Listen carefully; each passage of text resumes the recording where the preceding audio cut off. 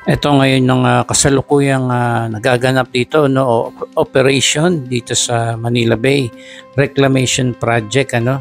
Andito tayo ngayon sa may Mall of Asia Complex. Kasalukuyang nakikita po natin ngayon itong pagbubuhos ng buhangin, no, na nabigyan sila ng go signal para magpatuloy muli, no, sa kanilang operation pagtatambak ng buhangin dito sa dagat ng Manila Bay.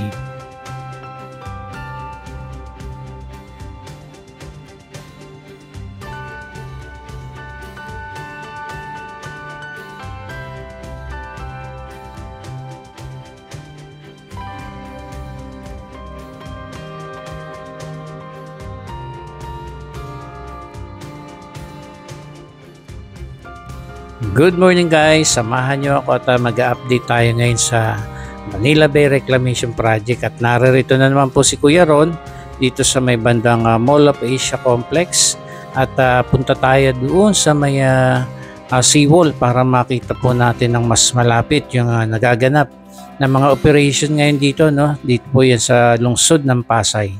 Dito kasi sa sa may likuran ng Mall of Asia, mas makikita natin yung mga barko na nagbubuhos ng mga buhangin. Madalas tayo doon mag-update sa may Seascape Village at Lime Hotel sa may likuran, ano. Kaya lamang ay sa sobrang taas na ng mga buhangin doon ay hindi na natin gaanong makita, no, yung buong itsura ng barko na nagbubuhos. Hindi katulad dito, ayun, nakikita na po natin, ano, yung kasalukuyang operation na ginagawa ng mga barko ngayon dito sa dagat ng Manila Bay.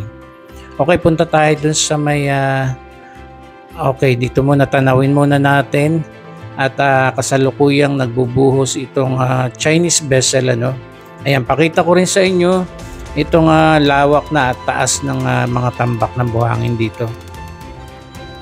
Ayan, no, halos parang mga Chocolate Hills, ang mga bundok-bundok na tambak ng buhangin ngayon. Ayan, kasalukuyang nakita na natin, ano, malapit lamang ito, siguro mga nasa 500 to 600 meters yung layo natin dito mula rito sa may seawall.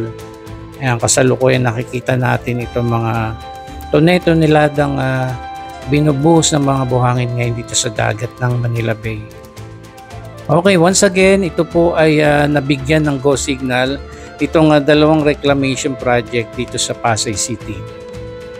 Ayan, no, nakikita nyo po mga kababayan, Liangco 99, mga Chinese vessel ito. Kasi ito yung mga contractors kasi dito, Chinese at saka from British company yung Boskalis. Dalawang contractors po yan. At sa may bandang, yun, di kalayo, nakikita rin po natin, yan, no, ang kasalukuyang pagbubuhos din po ng buhangin. Ayan, napaliparan din po natin ito ng drone nung hindi pa ganyan kalawak. Ayun, sa likuran niya meron ding isang barko na nagbubuhos po ngayon. So once again mga kababayan, ano, dalawang project po dito sa Pasay City.